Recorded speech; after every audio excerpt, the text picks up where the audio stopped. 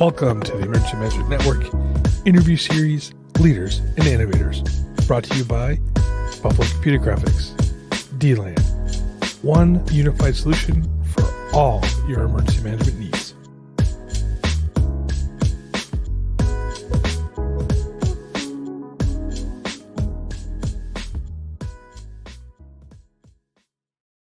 Good morning, good afternoon, depending on where you are at in this fine nation. And, well, this is going to be an interesting conversation for sure.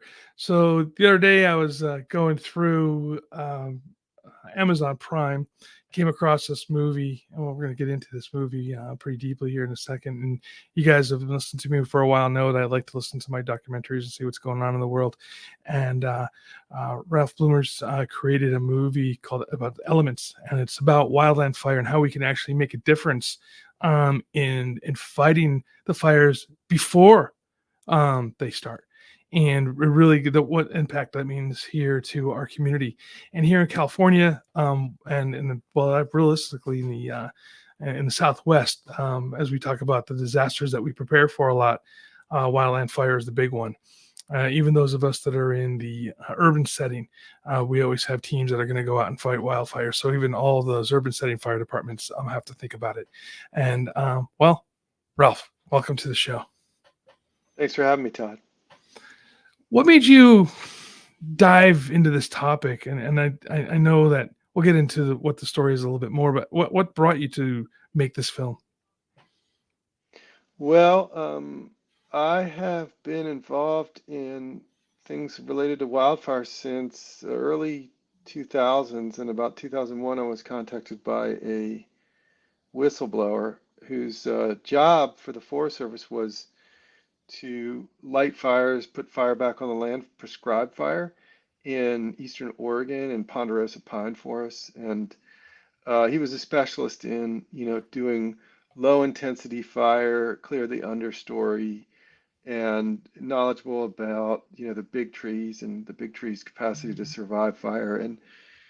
And some folks within his agency were saying that some of these trees that had been scarred by fire were dead or dying, and he was like, no, they're alive. And these were old growth trees that were protected by law if they were still alive. And he was like, they're alive and well, unlikely to die anytime soon, and definitely currently alive. And I didn't know much about fire other than, as a kid, I definitely, since we're all fire people, I enjoyed fireworks and campfires and playing with fire, right? We're all fire people, and we're burning fire all the time in our cars, and we rely on fire as in the form of our electricity. So I've, just like everyone else, I'm a fire person, and enjoyed messing around with fire growing up on a farm, and those kinds of things. But I didn't really know much about fire burned landscapes.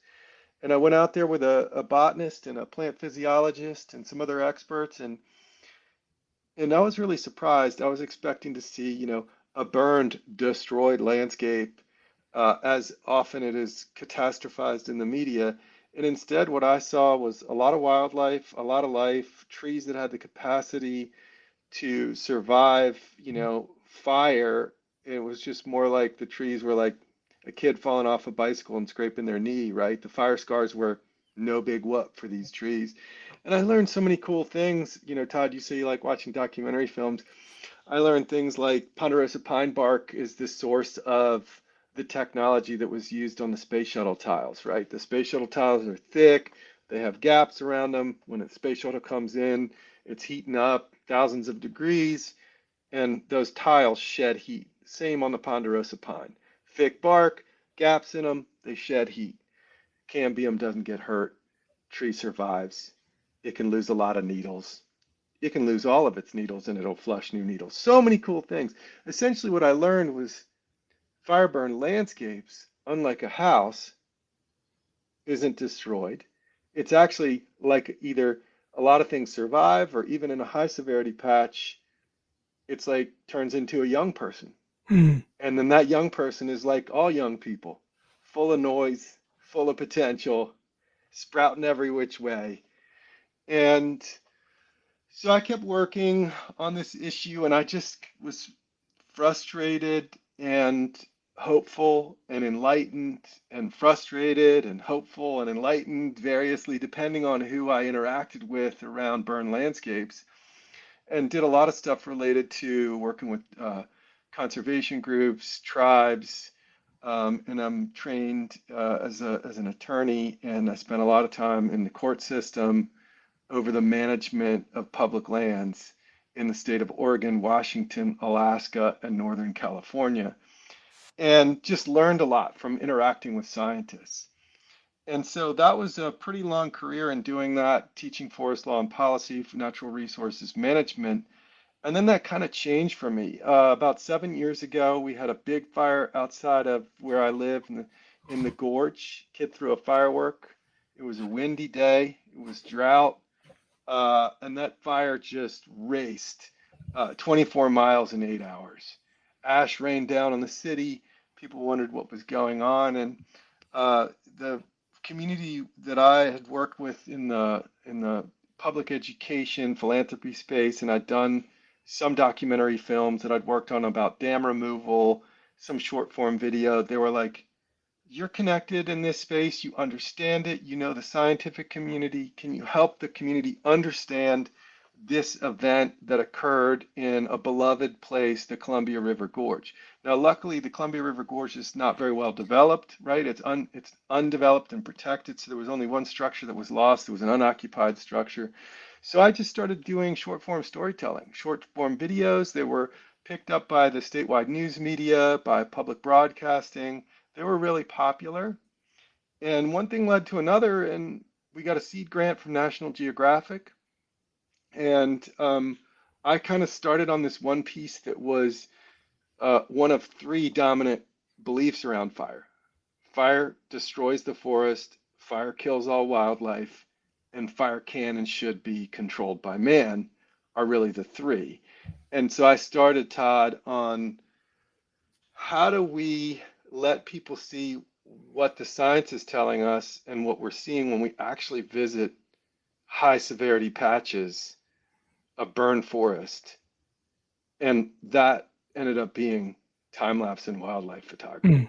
photography. So for about 8 years, I've run close to 60, 70 cameras, California, Washington, Oregon, multiple different landscapes, but primarily in severely burned landscapes. And then this just turned into this thing where I just kept rolling with it and working with Trip Jennings, who's a PBS producer of this program called Weathered, which does all these explainer videos about extreme weather, really high quality stuff. And he's a National Geographic producer. And Sarah Quinn, who works with him, and me, the three of us, we really just set out on this thing that evolved. And what happened is, as we were making it, fires kept burning. Yeah. And Yeah. we had friends that lost everything in fires. I had not a close friend, but a friend who died in a fire. I had a friend who lost everything and then died a year later because, I think, of losing everything. And so the humanitarian dimension kept just being present and heartbreaking and needing to be addressed. And we started to spend time with Dr. Jack Cohen from the Missoula Fire Lab, who's well known in the fire services for his work on the home ignition zone. And he said things to us, and we were like, well, really? We don't really believe that? Is he right about that? And I'll get back to that in a moment. But so we went to the IBHS research facility, went to the Missoula Fire Lab, we dug through the archives. And, essentially we weren't keeping up with the events, but what we really wanted to do was give something so that people could sort of understand the whole scope of the stories that are out there that we tell ourselves or that we believe and that we think we know what's going on with wildfire, get a window into the reality for the fire services, how hard they work, what their limits are, which is not well understood by the public and leads to a lot of Monday morning quarterbacking and second guessing and a lot of pressure that's unnecessary on the fire services. And just kind of really, and also tell the story of fire survivors that is often told in a way that's kind of like disaster tourism, and I think, frankly, kind of unhelpful Mm. and not really respectful of the trauma. So just kind of all those things just born, Todd, of this struggle, which is in my state where I live in Oregon. Um, there's just legacy approaches and these narratives that have been out there that really don't help us, as Jack Cohen says, get a good problem definition and a good solution that we can actually scale up and do. You So know, I know that's a mouthful, but no, that's it's it's born great. of the struggle with the subject matter over 2 decades and trying to make something that's useful for people that will be helpful for their understanding to, give them situational awareness and actions that they can take.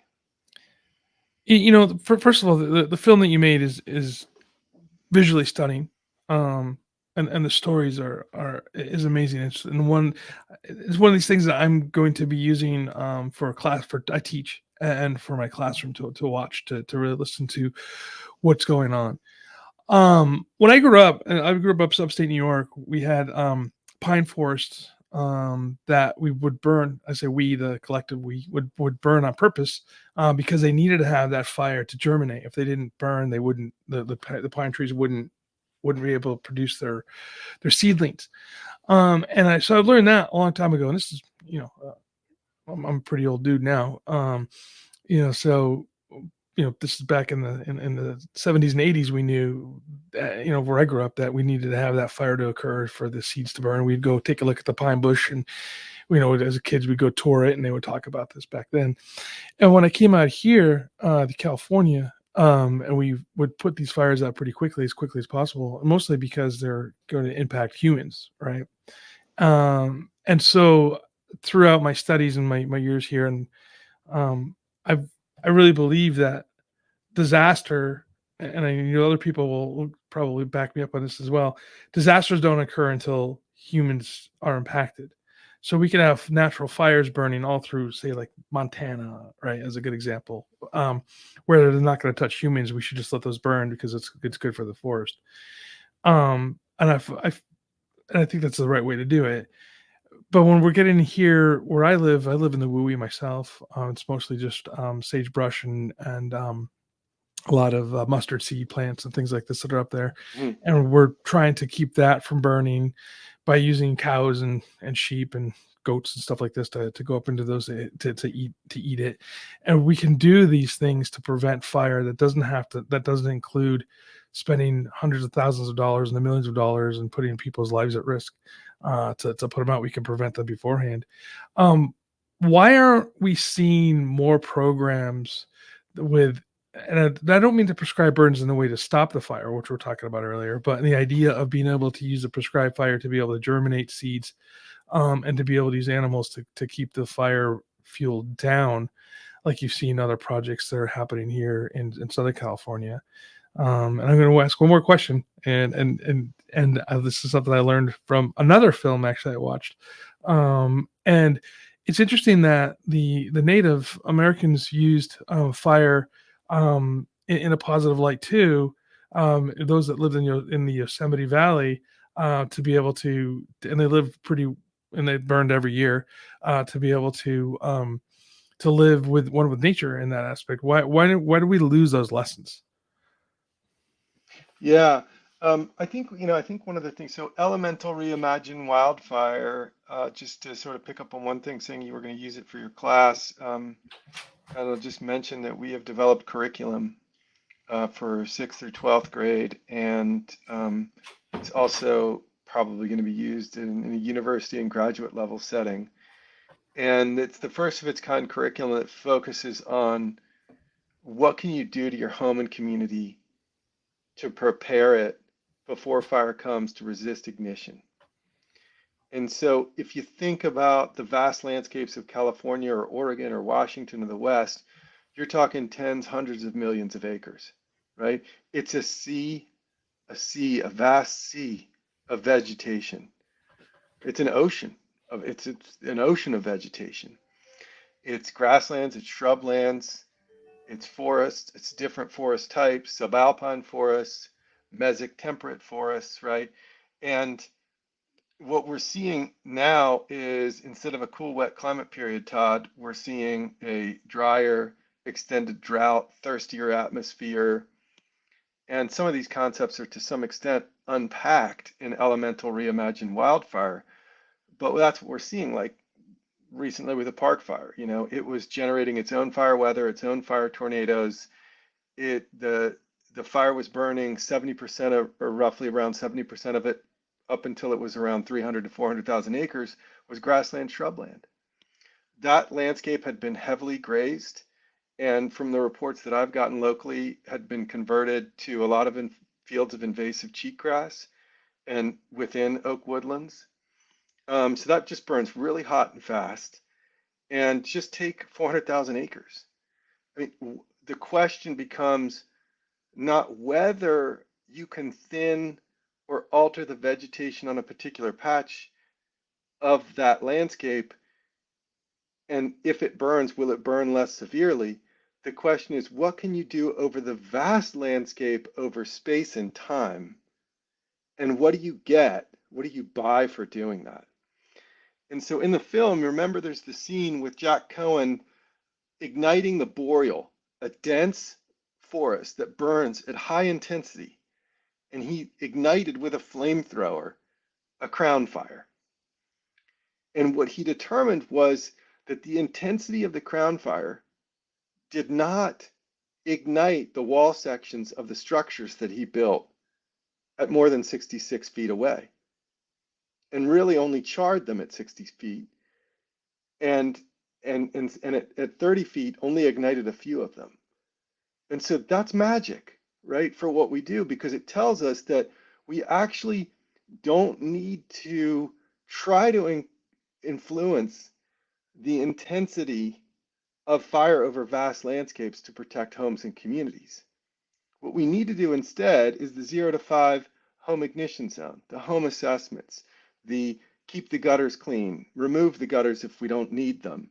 But we do kind of need them because if we have amplified wet events in atmospheric rivers, we got some water to deal with. But, you know, there's a tension there, but you can get the ember-proof vents. You can make the moat around your house, and maybe you want to make a moat around your community, but you don't need to drink the ocean and control the vegetation over vast landscapes. And I think we have, as Jack says to me, and he says in his, I think, must-read paper that he wrote with Stephen Pine and Kimiko Barrett from Headwaters Economics and Dave Calkin recently, that we have to redefine the problem as the vulnerabilities of our communities, not the wildfire. Because if we continue to define it as the wildfire, we won't gain. Now, there's plenty of stupid human-caused ignitions at the wrong place, wrong time, too close to communities, and absolutely, you and other structural firefighters should be suppressing those. And you will, in favorable conditions, be able to suppress those. We should try to detect them quicker.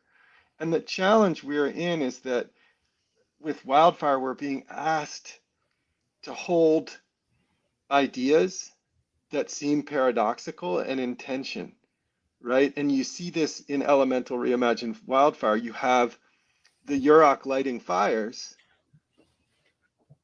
around their homes, communities, and for cultural reasons, for willow, for hazel, for food production, to create habitat for wildlife that they want to hunt, that are their food sources. And this was done to varying degrees by different tribes and First Nations people in different landscapes to different extents. And that was a beautiful tapestry. It was a beautiful, intricate piece of pottery. And folks came over from Europe and the Garden of England, where it was nice and wet, and they didn't have fire and they didn't know fire, and they saw these beautiful places to graze their animals, but they just didn't see that that had all been maintained, or a lot of that had been maintained by fire, Right. and that there were these people that were intentionally lighting fires since the retreat of the ice sheets in the Pleistocene. They just didn't see that, and they criminalized it, banned it, and took that beautiful tapestry and pottery and shattered it. And now we're trying to, and they, indigenous folks, are trying to bring that piece of pottery and rebuild that piece of pottery. So I think it was just fundamentally fire was bad, fire was to be put out, fire was a destroyer, fire was something to be contained. And now, as a society, we're kind of seeing, yes, fire is bad, fire destroys houses, they don't grow back, fire is to be contained, and fire is good. Fire can help, fire benefits landscapes. Two ideas that are very much in tension, but also we're seeing, oh, there's only so much we can marshal our machines on the ground and in the air and our people to control fires that are being not by driven by largely by vegetation, but they're driven by wind and drought and vapor pressure deficit. In other words, how thirsty the atmosphere is Right. and relative humidity. And in other words, weather and weather over space and time being climate.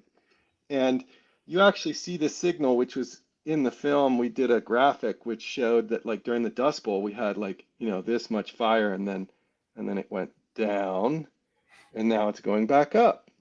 So I think that it's just this question of holding these ideas in tension.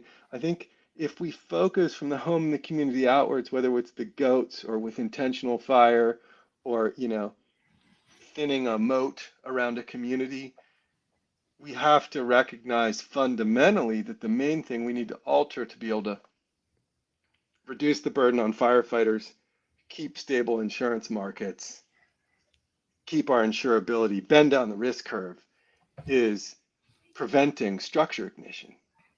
Because in conflagration, right, 100 homes or more burning in any short span of time, what becomes the fuel?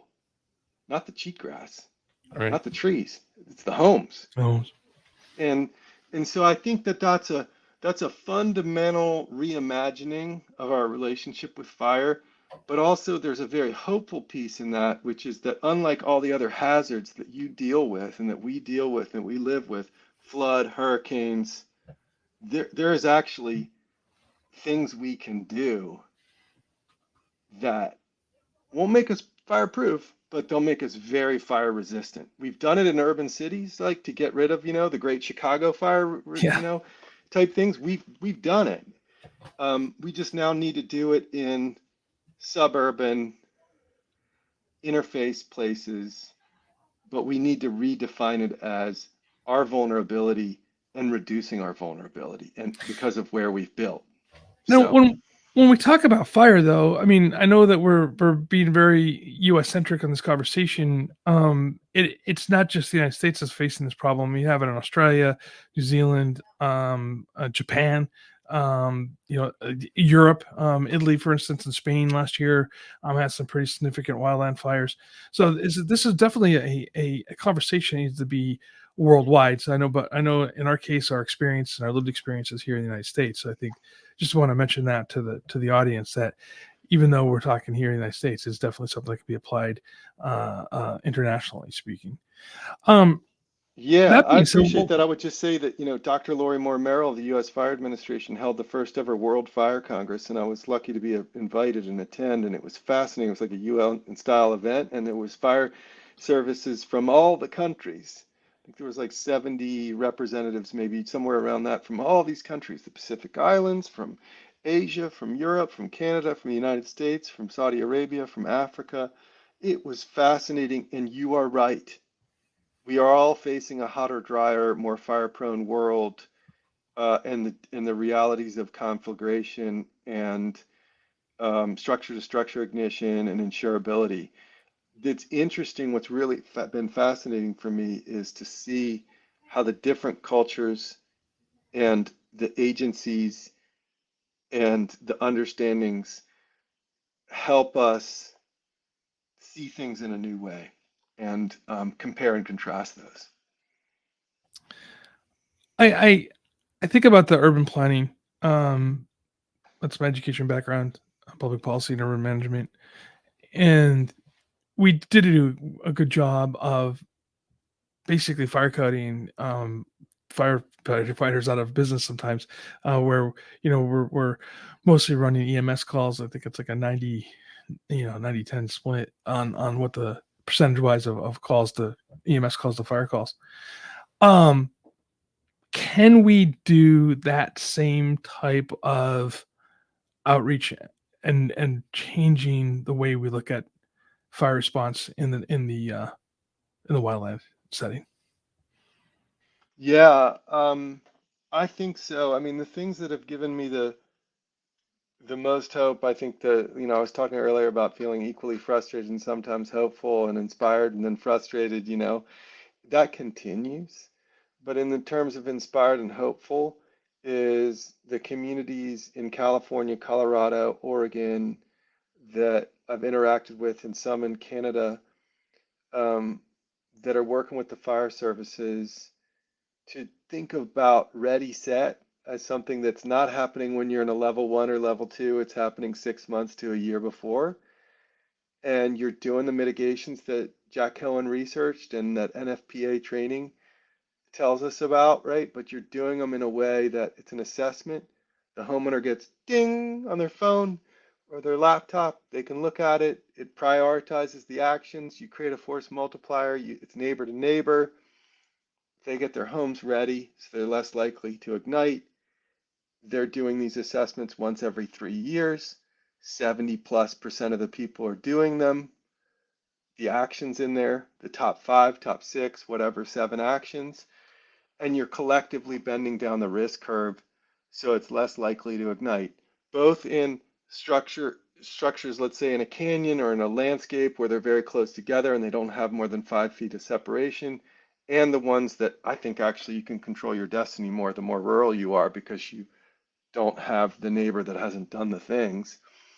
And their house, you don't want your neighbor's house to become a 2,500-degree ember generator for 6 hours, Right. which is what a structure that's involved in fire becomes.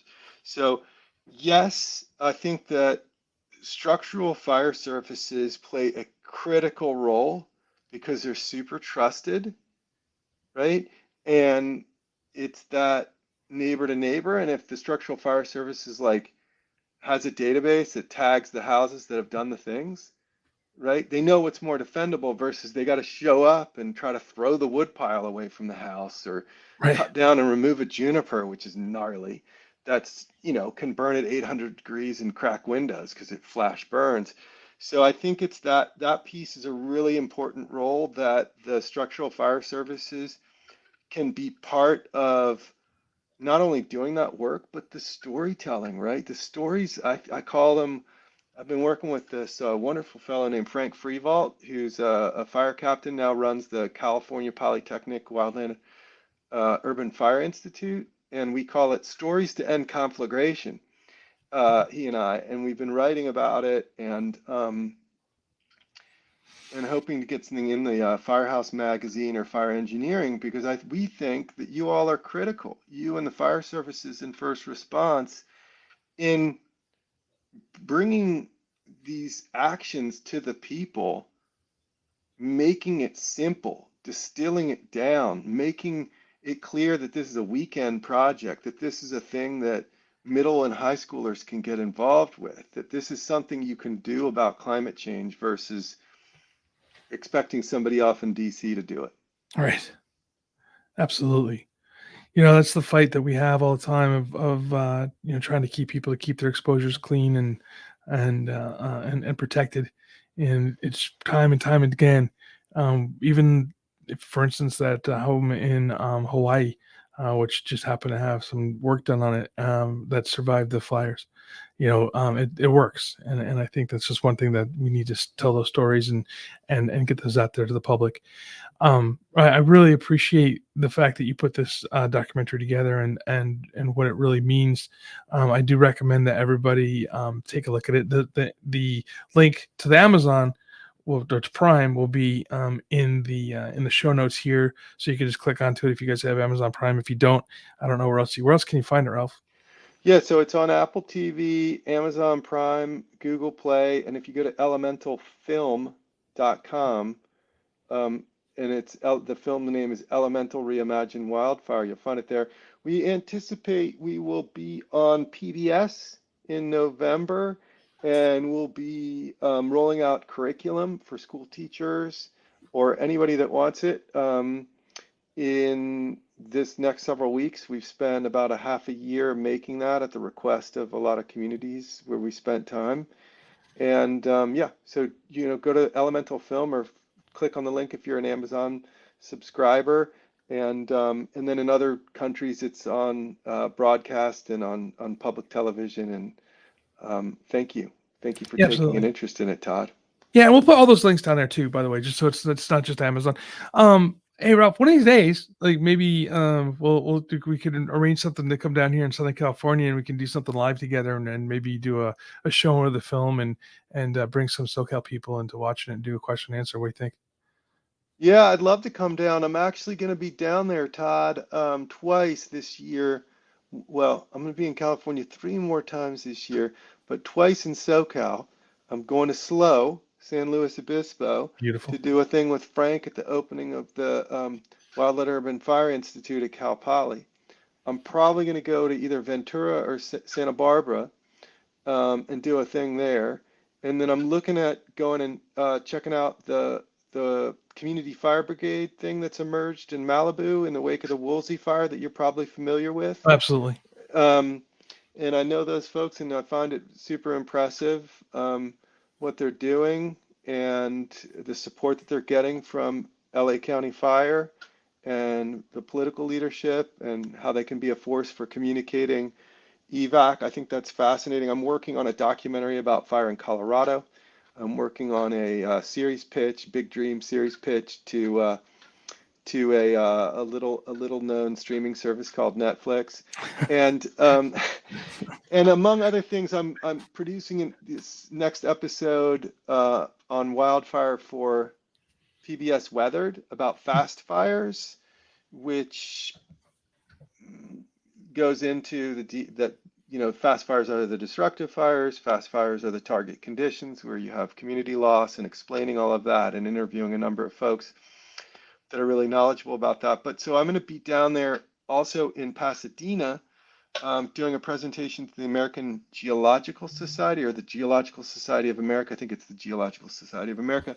So there's some opportunities where I might have an extra day. Todd, if you want to do a thing, Yeah. I'd be totally down. Most likely in mid-October, we can visit about that. Absolutely, sounds like a plan, and everybody, please support Ralph here, not just because it's his program, but we need to have more people taking deeper look into protecting society, and this is what we're all here for. This is why we do this job that we do, and Ralph, I do appreciate your time. Yeah, you're welcome, Todd.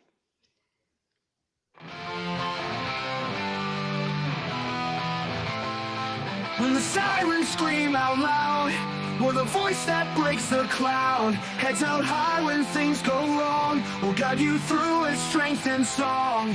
Disaster strikes without a sound, chaos reigns but we're around. Public safety in our hands, standing strong in every land. Emergency men and